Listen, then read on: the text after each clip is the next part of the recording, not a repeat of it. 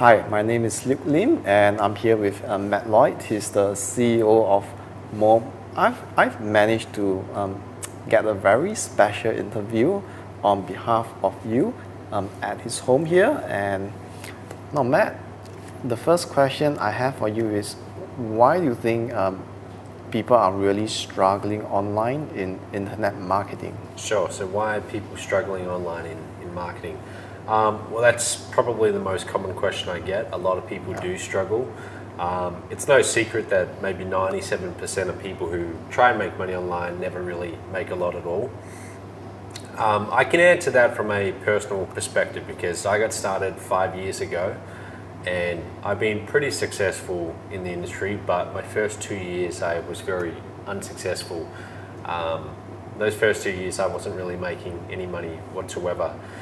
So for me to answer that, the reason why I wasn't making money when I was struggling, I was trying to do way too many things at once. And I think that most people do that. They try and take on way too many things at once.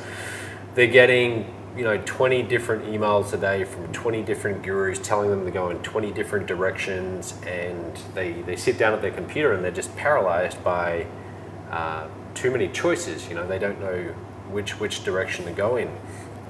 So they start going down one direction and then they switch to another direction, and they never give any one thing a long enough time to actually have a chance of working. So I think they're trying too many different things. They're trying to master too many skills at one time.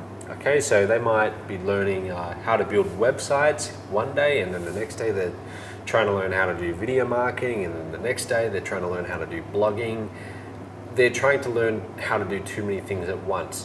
And what they need to do to get out of that, to just snap out of that, is they need to just simplify things. Okay, they need to find a good, high converting offer to promote. And then all they need to do is generate traffic to that offer. And I know that sounds misleadingly simple, but that's the truth. That's all they need to do. So you find a high converting offer, and there's a number of places where you can find those. Okay, and then you start generating traffic. Now what you don't do is you don't try and learn 10 or 20 different traffic methods at one time, because it's way too many choices for one person. You focus on one traffic method, and your goal should be just to start generating consistent traffic each day from that method. I wouldn't try and learn traffic method number 2 until I was consistently making sales from traffic method number 1. So if that's going to be, it could be Facebook pay-per-click, then you go and spend the amount of time required learning how to do that. You might get a few courses on it, okay? Learn from someone who's actually doing it. But for every hour you spend learning, then you spend maybe 5 hours actually implementing. And when you consistently are getting sales from that one channel of traffic, then you go to the next. Now, only after you are generating consistent income do you think about creating your own products, your own sales funnels, and going down that path, because that's a whole other conversation to learn all of that. So to sum things up, I would recommend they simplify things and focus on the actions that actually bring in the money, and that's going to be getting good at one traffic method. So if you just have 1 hour per day to build your online business, how would you spend that 1 hour to really maximize the results? Right. Okay. So that's a tough question. If I had 1 hour a day, exactly what would I do? So currently I spend a lot more than an hour a day running my business. So if I was forced to reduce it down to just 1 hour per day, first of all, every activity that I was doing would have to be a highly leveraged activity. You couldn't be getting bogged down doing admin tasks like checking emails and those kind of things, because if you only have an hour, you've got to make sure that that hour is spent on activities that are bringing in money, okay, moving the business forward, bringing in new revenue. So let's say that you are doing affiliate marketing, and assuming you've got a good offer that you're promoting, then in that hour, all you want to be doing is generating traffic, okay? And it would have to be paid traffic. You couldn't be doing the free traffic methods like video marketing and SEO and those kind of things, because you're probably not going to have enough time to get results if you only have an hour a day. So what I would do is I would simply do paid traffic I would pick maybe pay per click or something like that, and I would start driving traffic to my offer. That would be the first thing I would do when I sit down. I might spend 20 minutes coming up with new ads and actually going and placing those ads, and then I might spend 20 minutes actually looking at my results from the previous days, the previous weeks, and optimizing those results, seeing what works, what doesn't. And then I would also spend maybe another 20 minutes outsourcing, because I only have an hour a day, so I need to be spending more time on the business. And if I can't do that, then I have to find other people and leverage their time. So I might get a virtual assistant, and I might have them actually go and manually submit the ads. So I would still write the ads because that's a highly leveraged activity, but they would actually go and do the time-consuming submitting, because that's a $2 per hour activity. Writing the ad, that's the much more valuable activity. So that's what I would do: paid traffic, write ads. I would tweak my campaigns, and I would outsource pretty quickly. Yeah. So for the third question, now there are probably 1 billion offers that anyone can promote. So as an affiliate marketer, what are you really looking for when you want to choose a winning offer to promote? What are the criteria that you specifically look for? Yeah, well, you're right. There are a lot of different offers you can promote. To be an affiliate marketer, you've got a lot of choice. Personally, I want to promote something, number one, that I feel good about. Okay, if I feel good about the product and I know it's valuable, and I know that if I promote this product to customers and they buy it, they're going to have a good experience and get value from it. That's the number one thing. If it's not a good product and it's leaving a lot of people unhappy, then it's not going to be around for a very long time. Okay, so that's the very first thing. After I've got that, I'm going to look at the numbers, and I'm going to look at, mainly you're going to judge, you're going to evaluate different offers on what we call earnings per click. Right, so every single website or selling system, sales funnel, can be reduced down to a number called earnings per click. What we do is we take the revenue of that site in a period, let's say it's 24 hours, and then we divide that revenue by how many visitors actually went to that website. So if we made $100 in the last 24 hours and we had 100 visitors to the website, or 100 people clicking our ads, then we know that gross revenue, $100 divided by 100 visitors, is $1 per visitor, or $1 per click. On average, every click we got to the website was worth $1 to our business. So you can compare lots and lots of different offers based on earnings per click. Now, that's how I would evaluate different offers and see which one's paying out better than others. Now, the problem is, coming up with that number, you do have to go and test. You've got to go and spend some money or time promoting that offer and seeing. And for people at home, that might sound a little bit complex and like it would take a long time. So to simplify things down a bit, just glancing at different offers, I would look at what are the size of the commissions. That's going to be a big one. I would look at, are other people making money with it? Are a lot of other people getting results? And if they are, you hear about it pretty quickly. You'll see a lot of different testimonials. And does it use multiple channels? Okay, so for example, not to promote my own offer here, but for Mob, if we're talking about Mob, if we have affiliates promoting Mob, we're not just following up by email, webinars, direct mail, and so on. We're actually also doing the phone. And a lot of our revenue comes from phone sales. So let's say, Luke, if you generate a lead for Mob, as I know you have, and then our phone sales team follows up with Luke's lead, we are going to offer our additional programs where they offer additional value to the client. And if they buy, Luke gets commissions, 1K, 3K, 5K, even right up to $10,000 on a single sale. Okay, that's obviously a more expensive, more valuable program, but you can get up to $10,000. Now, that's a big part of that is the fact that we're willing to actually get on the phone, and we have someone very skilled on the phone. We actually have maybe 20 people on our phones calling back the affiliates' leads. So if I'm looking at different affiliate programs and I see that one is willing to do phone sales and sell more expensive programs that pay me, the affiliate, bigger commissions, that's definitely a big plus. So those would be the main things. So the fourth question is, since we are talking about mob, I've heard some people who share with me that they are wondering if, since we have a lot of people promoting this product Sure. in mob, will there be any saturation? Will Right. it get really difficult to promote in the future? So what are your thoughts? Sure. I understand the concern. People see a lot of other people in MOBE and they think, will it ever get to a point where there's so many people promoting MOBE and we run out of customers, it gets saturated? I'll tell you a quick story. So when I got started in this industry in late 2008, I joined another company before MOBE was ever around. And that was the first question I had. And I heard that there were, I think, 2,000 people in Australia in that company. And to me, that seemed like an enormous number. 2,000, even though there were 20 million people in Australia, 2,000 seemed like a big number. And I thought, you know, have we actually ran out of people who are actually interested in this business to sell to?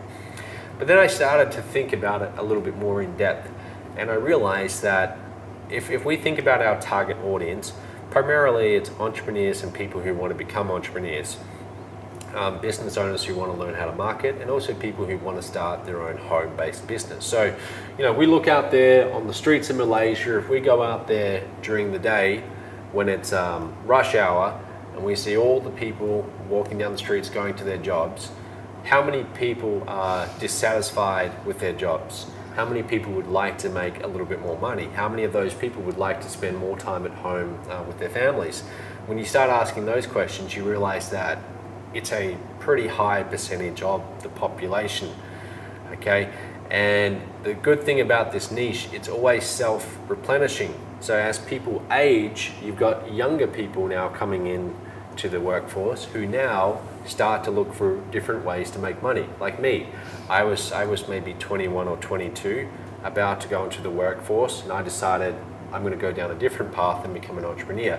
So the market is always replenishing. You're not going to run out of people to sell to. More and more people suddenly get sick of a job or what they're doing, and they go to Google and they type in how to make money online. So there's always more people to sell to. Then the other answer to that question is, I look at the size of MOBE, and you know, we are doing well. We're doing very well. But if we compare the size of our affiliate base, how many people, members we have promoting MOBE, and we compare that to the biggest direct sales companies in the world, you know, multi-billion-dollar direct sales companies that have been around since maybe 1965, so over 50 years. I mean, some of those companies, they're still doing hundreds of millions of dollars per year in sales, okay? They're still finding people to sell to. And then you compare the size of MOBE to some of those companies, we're not anywhere near that size yet. Okay, we've still got a long way. So as well as MOBE is doing, we're still just a drop in the ocean. There's a huge market out there for everyone.